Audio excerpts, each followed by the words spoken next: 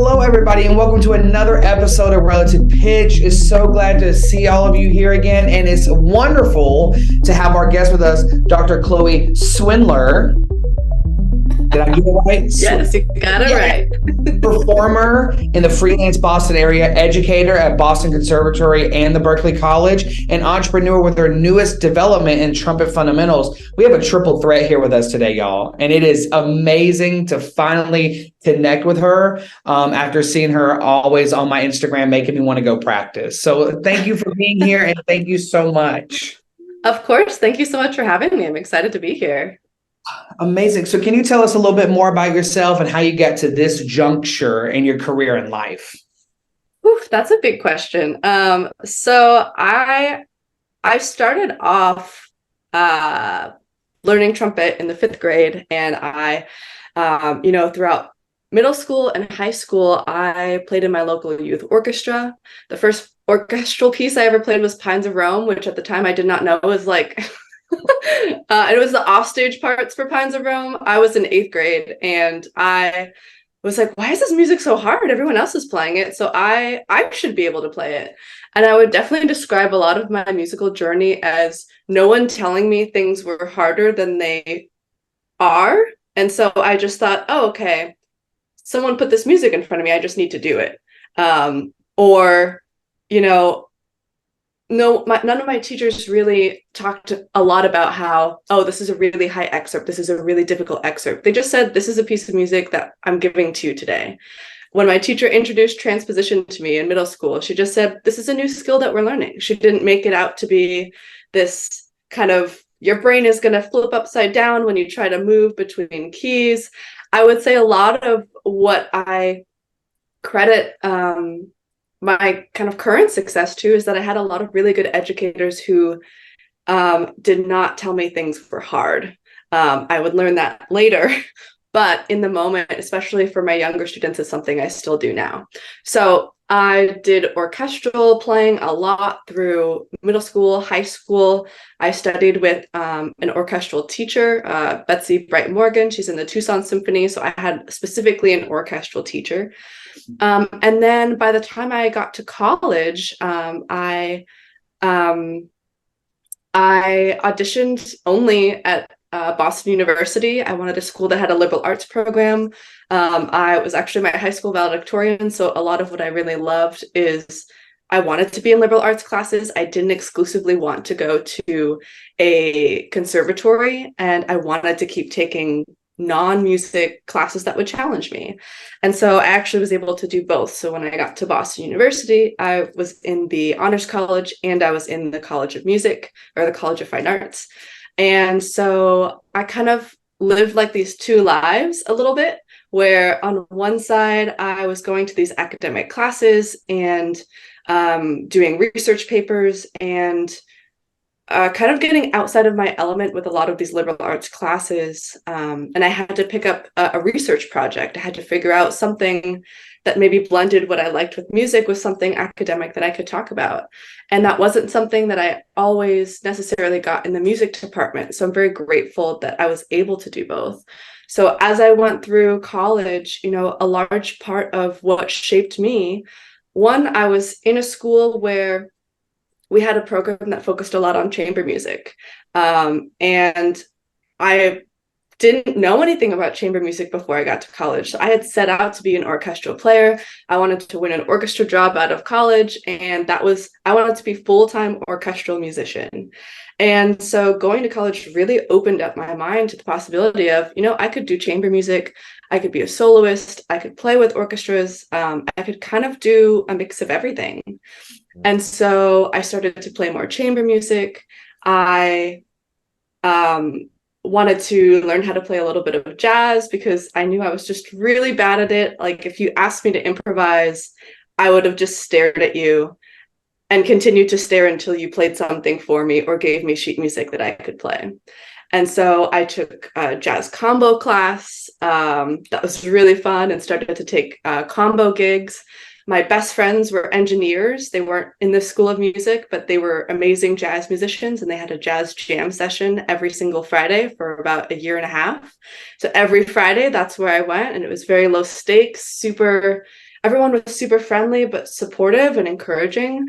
And so when I went to these sessions, I started to do a little bit more vocal jazz in a different setting. And so while all of that's going on, the other side of what I was kind of exploring was, okay, I'm a Black classical musician. And so in a lot of the spheres that I occupy, especially as a woman of color, there's kind of debates, especially as a trumpet player, of like, okay, there's female trumpet players, there's Black classical musicians, like, where do we kind of find our mix in the middle?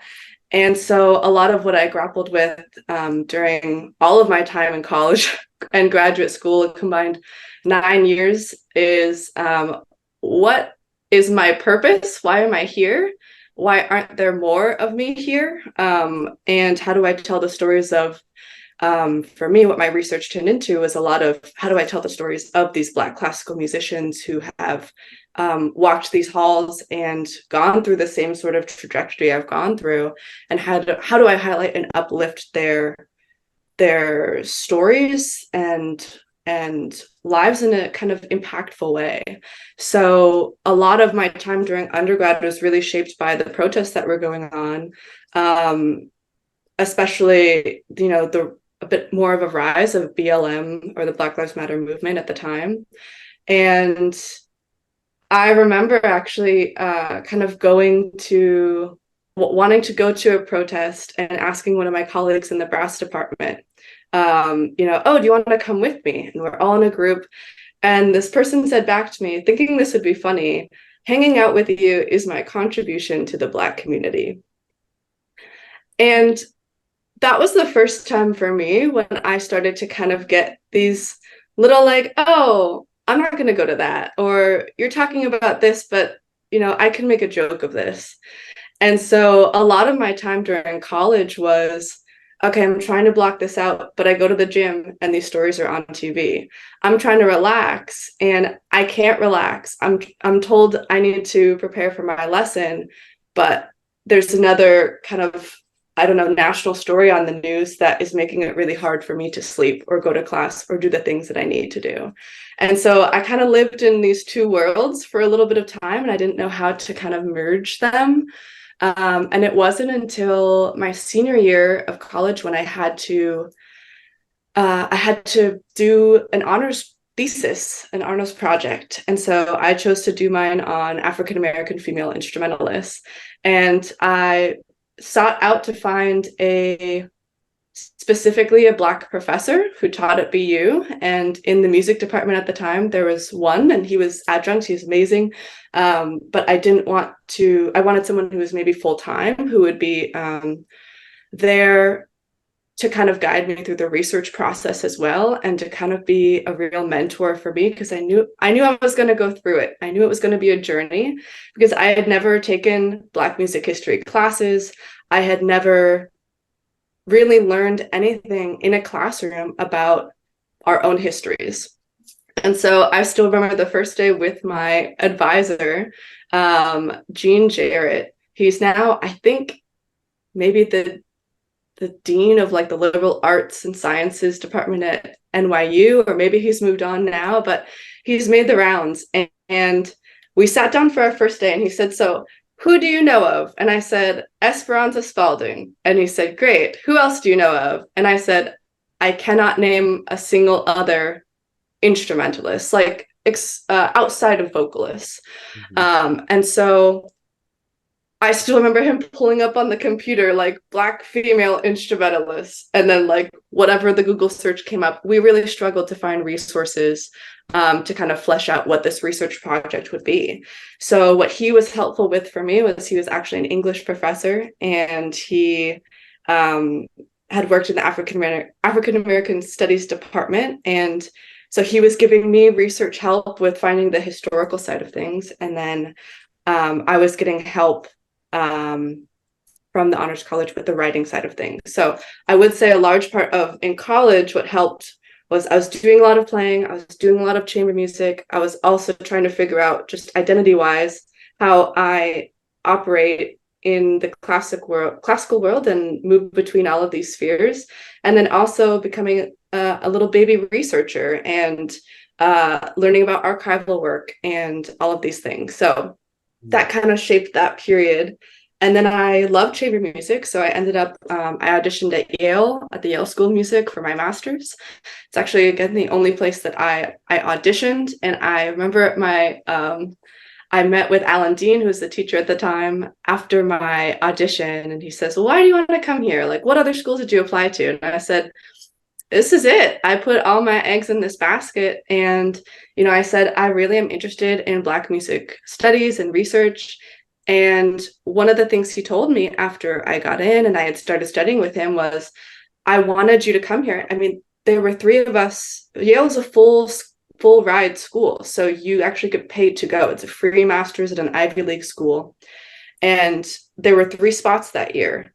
And I remember him telling me, I knew you weren't just going to play trumpet. Like, I knew that you would come and you would be a part of like the Yale community, and that you would want to do things maybe outside of the department, and that doors could open for you if you were able to do that. So that's also what I was able to do. Like, during that time, I got a job working as a research assistant for the Department of African American Studies. And I was part of a Black graduate network at Yale. And, the 5 of us from the School of Music would meet with like the 5 other Black students from like the environmental science school. And we'd do these kind of socials. And I would say a large part of my time at Yale was really grappling with, again, being like a Black classical musician at an Ivy League institution, and trying to figure out, okay, I've got some archives here of Black composers and Black artists. Got to see the archives from like Lorraine Hansberry, from Langston Hughes, from Margaret Bonds. I think they had some stuff from Florence Price there, but actually getting to see like the music there was really cool. And during this time, during my master's as well, I started to do actual chamber music professional work. So I got hired by Rodney Marsalis. He has groups called the Rodney Marsalis Philadelphia Big Brass. And so this was the first time when I really got paid to travel and play. And so at the time, I think I was maybe 21 or 22, and got to travel to Wisconsin, travel to Iowa, travel to do a Southwest tour. We did shows in Philly. We did just shows kind of across the US. And that was the first time when I saw really how powerful music on the stage can be, and actually got to branch out outside of, like, I'm from a very small town in Arizona. I'm from actually like Vail, Arizona, which is like a 30-minute drive from Tucson, Arizona. And a lot of it is ranch land. It's more developed now, a lot more developed. But so for me, coming from like a smaller place like that, to get to actually travel and make music and get paid to do it was really an incredible experience, and kind of started my career as a chamber musician as well. And so I did that while I was at Yale. And then when I got to UCLA, a lot of what I focused on was going back to like solo music. But at the time, I was also working with Jens Lindemann, who is kind of a business guru kind of guy when it comes to specifically trumpet. And what was crazy was I was working with him during the pandemic. I started studying there in 2019, and I finished in 2022. So I had him for a little bit before the pandemic started, and then just the bulk of the pandemic. And some of our lessons, what I really loved is he would show up, and there's this meme where it's like, gotta find a way to make money off of this. And that's kind of what some of the lessons were like, where Jens would bring this idea like, oh, I want to do this Gershwin big band set, but I need to figure out how to sell it. I need to figure out how to market it, because I need to get funding for it. Because I need to make people care about this. Like, it's a big deal. And if I'm going to spend time on it, I need to figure out a way that the money will follow that. And not in a get rich quick scheme kind of way, but in like an actual like sort of business model for your music work. And so that was something that I hadn't really been kind of behind the scenes for before. I hadn't really seen someone talk about their creative process in this way and like scaling it in that way. And as someone who is like a band leader, that was really helpful for him to share with me that sort of part of the process. And so I did that. I learned a lot from that. I also worked for a little bit of time as a booking agent for that brass group for the Rodney Marsalis Philadelphia Big Brass during the pandemic. So I actually went to professional music conferences and pitched the group. My very first event, there was a speed networking event. So I had to pitch the group 17 times, like back to back. It was like a 1 or 2 hour session. And so I very quickly had to learn what is the right thing to say to someone who has X thousands of dollars and wants to bring in your group to play. What do you tell them? What do you highlight from the brochure? What would you even put in the brochure? Like, what are some of the things if a presenter is only going to hire one brass group for the entire year, why should it be you? And why shouldn't it be Seraph Brass? Or why shouldn't it be, I don't know, another brass ensemble that Mnosel Brass, anything like that. So working in that capacity really helped me to think about the marketing and advertising side of what we do. Of, okay, yeah, you're going to play, this chamber music, or yeah, you're going to play the solo set, but why should we hire you for it? Why should we pay you this money for it? And as opposed to hiring another artist. And that when I worked and went to those conferences, I would actually go table to table, and I took all of the brochures from every musician that I could find in every performing group. And I went home and I studied all of them. I took what I wanted from each of them. I took everyone's business cards, and then I made my business cards. And so a lot of this process for me, that kind of brings us a little closer to where I am now. But a lot of that process has been just trying to get into an environment where I'm interested in something and I can learn from someone in that environment. And kind of taking everything I can from that situation. And a lot of it has been some mix of, you need to know how to market and advertise yourself, but you also can't rely on identity labels, to progress your career. And part of this has been kind of a weird and difficult lesson at times to learn, but at the end of the day, people will always hire, or how do I say this? Your artistry will always show. So if I was going out and I was saying, you should care about me because I am a Black female classical musician, and that's the reason why, I want to be seen as someone who is able to uplift and highlight our community and our accomplishments. And in addition to that, I want to be seen as a kick-ass trumpet player. I want to be known for the recordings that I can do, or for, the pedagogy that I teach. I want to do both. I don't want it to be either or. And so I think a large part of this whole journey for me has been trying to figure out the identity part of it, the part of it of what do I want to be known for, and like, how do I support my own community and like uplift us at the same time. That was a lot of talking. It's a lot of really good things. I know there's a lot of stuff that we talk about often about like how everything has to have intent, and there is always intent behind something. And if there's not, it's very clear. Like, it's very clear when someone's disingenuine. It's very clear when someone is genuine. And I know Lauren deals with this a lot in Seattle with both her ED position and working with the symphony. So, and Lauren, do you have anything? I mean, God,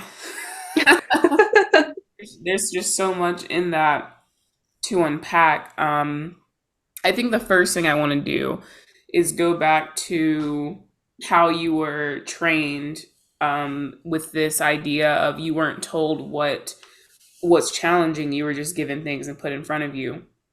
I think that's a really interesting concept. And like, my brain was doing both things. Like, I was going, there's so many benefits to this. And then I was also doing the devil's advocate of what could go wrong with this method. Yeah. And I wanted to ask you specifically about that, is as it seems like you are deploying this technique within your own studios, and I want to know, have you had any pushback from like the of not telling a student? Because the only I'm thinking about it in the context of when especially students of color having an alternate reality than their other peers in the room, Yep. and if they're going through, this their education not being given those heads ups, and some people would even call them grace, that grace of going, hey, this is really rough, you should not go home and beat yourself up that everyone else in the room is playing this at a certain level, and you as an eighth grader coming and playing this crazy offstage solo, like, like those things I could see very easily I would have gotten into my head immediately, um if I wasn't given the warnings that I was given as a young student, a young Black student, in a very like I was the only one at my camps and doing the things I was Yep. doing. And so, can you speak to that? Because I'm trying Yeah. to unpack that a little bit. Yeah, definitely. I think there's like two parts of it from it, because it happened both with my trumpet playing and like the lessons that I had, and also with like the social situations I was in. Like I was never told like it's really uncommon for there to be female trumpet players. Um and part of that was funny because in my local youth orchestra, we had I can think of 3 or 4 of us who made up the section, and almost my entire trajectory through my career for undergrad, we had many points where we had more women in the studio than men, and same for when I got to UCLA and did my doctorate. And so in some ways, some parts of it wasn't on purpose. Some parts of it was like the situation I was in was unusual and I didn't know. So that was like the unconscious part of it. And by the time I did get out into the professional world, I was like, okay, this is really, really, really uncommon. It's becoming more common, but is uncommon. But I will say the other side of it, I will say there's pros and cons, because there's part of what I have to do is scale to the level of where I think the student is at. So, for example, I do think I was ready to play a lot of the things that were in Pines of Rome when I was asked to play Pines of Rome. But for some of my students, I would say, okay, we've never worked on these type of rhythms before. We've never gone up to this part of your range before. Like I wouldn't throw them into the deep end like that. But part of what I do in my lessons is I'll put something that's slightly above their playing skill level in front of them, and we'll work through it, and I'll treat it like it's just the next progression. And then, then we'll have a conversation about it as they're saying, this is actually pretty difficult. Like, yeah, I'm sorry, like it is like feeling a little bit more difficult now. Here's some things you can do. So I think there's a way to work through it where you're figuring out what the scale and where the levels are. So no part of it was throwing me completely into the deep end, which I appreciate. But I will say what I really was missing was, in times when I got to college and someone like that colleague said something like that to me, I wish I'd had professors who could have helped me navigate more through that period. And by that, I just mean I wish I'd had more mentors of color through my college experience. And it really took me until about my junior or senior year to find that. A large part of what I credit in my strength to getting through some parts of that through undergrad was my dad, who was from South Carolina, from Newberry, South Carolina, was from one of the last grew up in where he went to high school, was one of the last high schools to desegregate. Was a Black man who spent 30 years in the Marines, as they're also going through, like they were desegregated, but the barracks were still segregated. And so, he told me every step of the way, this is going to happen to you. And I lived in these kind of two worlds of like, that's not going to happen. And then they would happen, and I would call him. I remember during college, I would call him and I'd be like, this happened to me. Each one of these stories that kind of came up of what I now know as microaggressions. And he would kind of laugh and he'd say, didn't I tell you this would happen? Oh, So wow. I would say, I would say it would have been helpful along the way to, especially in the music world, I didn't know how situations like this could arise. And I will say this is something I have a lot of students of color that I work with, either that I worked with at Cal State LA when I was on faculty there, Or at Berkeley this past year, I actually worked for about a year and a half as the Assistant Director of Engagement, Programming, and Learning in the Diversity and Inclusion Office. I actually worked basically a year and a half as a full-time administrator while doing freelance work.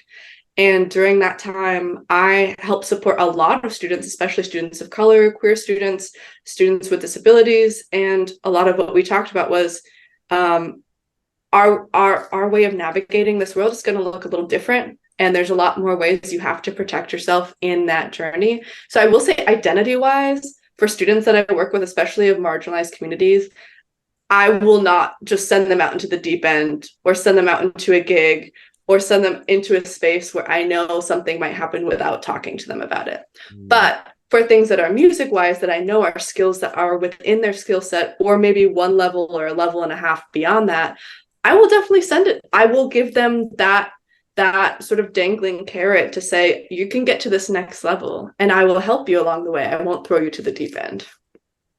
Yeah.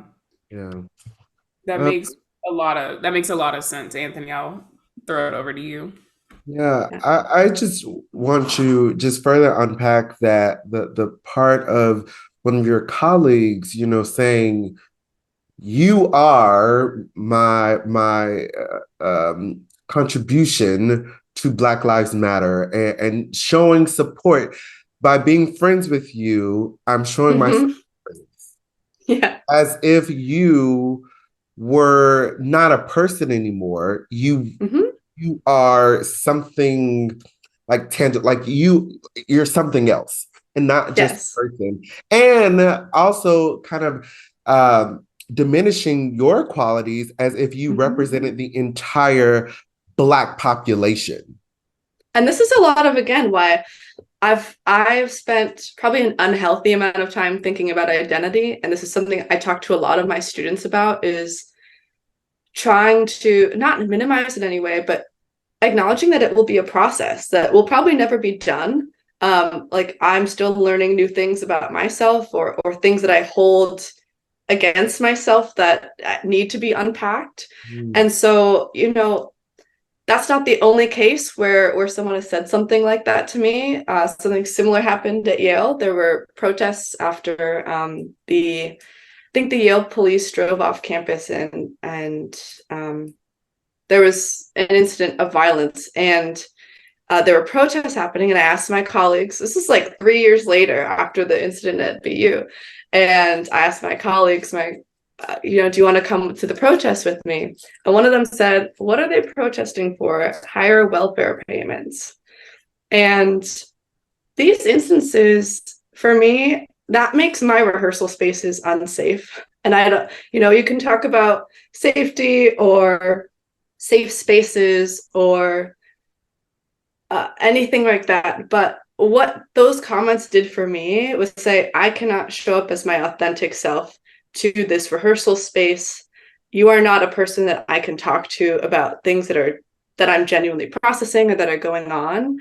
And some of these folks have also gone on to get DMAs and are college professors. And they're people that if I knew students, I don't know if I would send them to their studios. And I think that's something, in our communities, that not every space is built for students of color, and not every studio is built for students of color. And, when I went to UCLA and I started my doctorate, I actually, within the first week, very few people, I haven't talked about this very much, but I went up and I withdrew.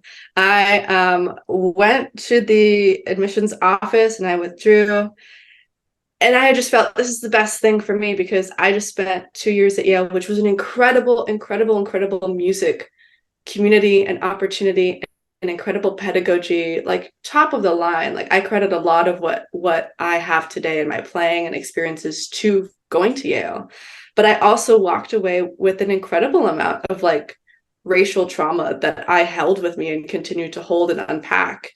And I didn't know if I could do that again for another 3 years. And so I remember I drove home.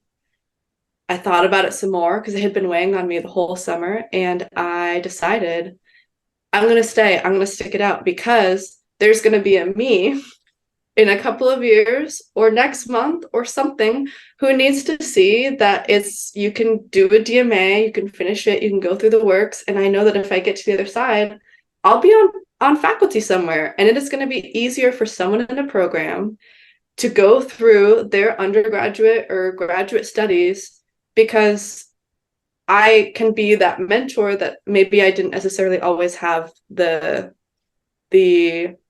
like mentors of color to help with in that journey. And so a large part of what motivated me, honestly, to finish and actually see through my doctorate was, yeah, sometimes you gotta be some part of the representation yourself and open some of those doors. And a large part of what I recognize as well is I don't represent all Black women. I don't represent all women of color. I'm half Black, half white. I'm a mixed woman. And so part of this journey as well has been, acknowledging that my success isn't the success of every Black woman. And our success, we come through and open doors for each other and, learn from that journey. So those comments have made some of those spaces unsafe, and they've really made me have to work really hard to figure out how to safeguard myself in some instances and how to talk to my students about it, because these sorts of things still happen. And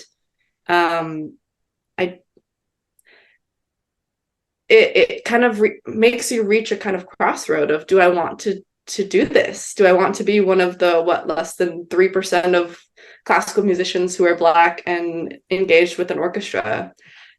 Is it worth it in that instance? And I do want folks to say yes, but only if it's healthy for them, if that's something that they want to do, if it's a passion they want to pursue, and they can find a workplace in some capacity that has that safety built in. Mm-hmm. I love that you decided to pay it forward, and you visioned the new generation of students that are coming up, which I chuckled when you said you called your father and he said, "I told you," because I know for me personally, it was the exact same thing my father and mother said to me. And I feel like our generation, because, our generation, we didn't necessarily were in the segregated times. We were very been blessed and privileged in that way that we didn't have to go through it. But our parents, and yes. so, and of course, every child, we grow up listening to our parents. We're like, okay, dad, okay, mom, like you're just talking. And until we go through these experiences and we're like, oh, snap, mom or dad was right. And then we call them like, well, we tried to warn you. But until we go through that, that's really when I think the growth for us happened. And I think the best way for our growth in our generation is now to inspire the next generation to say, okay, look, let's, as you were saying earlier, if you know that so-and-so over here is not going to respect your you as a whole person, being a marginalized community, being whatever you are, then I'm not going to send that student to that person because you're not going to be valued. And so let's try to safeguard as much as we can. So I'm very thankful that you decided I'm going to pay it forward to the next people that will come after me. I love that. Well, part of that too is just you carry so much with you. I mean, how are you going to practice your scales, your etudes, your fundamentals, your, whatever you're assigned for orchestra or band, if you have all of this also like going around in your head? If you're thinking, oh, I'm going to go to my lesson, but is my teacher going to say something like wildly inappropriate? Or I'm going to go to my chamber class, but is this person I'm in brass ensemble with, are they, I mean, I don't know, are they going to say something? Part of what I want, it's not, there's always this joke.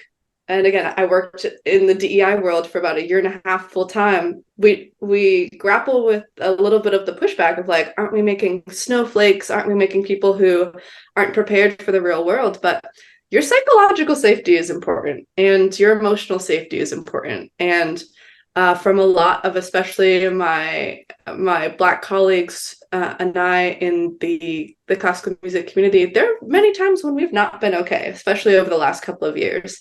And many of us can identify colleagues who have made it unsafe for us to exist in the spaces we're in. And so part of that is part of paying it forward is also, hey, I can give a student a choice. I can say, here's some information about an experience that I've had. And I want to give that person the benefit of the doubt as well to their own growth and their journey. But I want you to make an informed decision about how you can move forward with this if you want to work with this person, if you want to be in this situation. Yeah, and that is so true. Like an informed decision is what all students need about everything, including that school, including what happens outside the School of Music, inside the School of Music, professors that they might not even take class with, but they have to pass in the hallways. Yeah. And just another thing is like when those things happen to you, you didn't have a wall. You were like, oh, this is my friend. And then immediately like, bam. But then also when you go into rehearsal, a learning space where you should be learning how to do the thing, you now have a wall. So how much information are you actually receiving compared to what you could actually be receiving with your wall completely down? And then also in like the grander scheme, the more ethereal scheme of like music making, being completely vulnerable and all this other jazz. But like in a learning environment, having your walls brought up because of someone microaggressing because they didn't, and if they did thoroughly think through what they said, that's even worse, but they didn't thoroughly think through what they said. You now have to have your walls up all the time. And I've like with Lauren and Anthony, being friends with them for so long, I've like sometimes actively seen it. And sometimes like I've actually been like, boop, and I'm like, okay, Lauren, we are leaving. I'm like, Lauren, I'm here. Well, I just got a phone call. Me and Lauren got to go. Or me and Anthony and Lauren got to go. And it's just like having seen that. And if you've never seen that, anybody in our audience, if you've never seen that, it is a scary thought. Like seeing someone actively go, I am now disengaged because I need to protect my emotional bandwidth. And so that just brings another thing. Like we have to thoroughly think about everything we say, because even if you don't think there's intent behind it, there is some intent behind it. And I think part of it too is like, both of these comments were made because the person thought it was funny. Like they thought that I would laugh. And they knew that other people might laugh too. And it's like, maybe I don't get the joke. I really wish, now, especially with some of the trainings that I've done on especially DEI and the arts, I have responses that I would keep in my pocket now, and not as though I'm like waiting on guard for anyone to say any of these things, but something very powerful to ask is, can I ask what you mean by that? Yes. That's my favorite question. More about what you just said. Yeah, I would love to learn more about that. Yeah, about that. Something that I've realized in spaces, and especially for people of color that have migrated into what we call the upper echelon spaces, the arts, for example, some people think that we have shed our Blackness to a certain extent. So, oh, you're not really part of them. You're amongst us. So I can say this borderline racist thing to you, and you're gonna laugh or you're gonna accept it because you're trying to be one of us. And it's like, no. Right. I have been in those situations, and honey, I'm gonna check you right then. When I wake up, I'm a Black man. So there is no way to shed any of that. No. And let's be honest, even if I did, or even if I wanted to, you were not going to accept that at all anyway. So let's call a spade a spade. This is not funny, nor should it be. And should you ever repeat that to anyone else, honestly? And part of what's embedded in that, and a lot of what I've talked about over the last year and a half, is some days you pick your battles because it's not your job to really explain these situations to people, especially when you're in that moment. And you may not say that's something you want to say or mean to say. What your immediate reaction might just be what comes out. But, there's kind of two roads. One is to lean in with the understanding of intent versus impact and say, okay, this person might have intended this as a joke, I don't think it's funny, and to go on about your way. Mm. Or you might say, this person intended this as a joke. I didn't think it's funny. I'm going to talk to them about the impact that it had on me.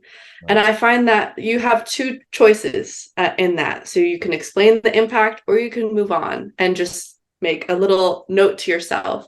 And this is something that I use, I also have done in these sort of DEI trainings on conflict resolution.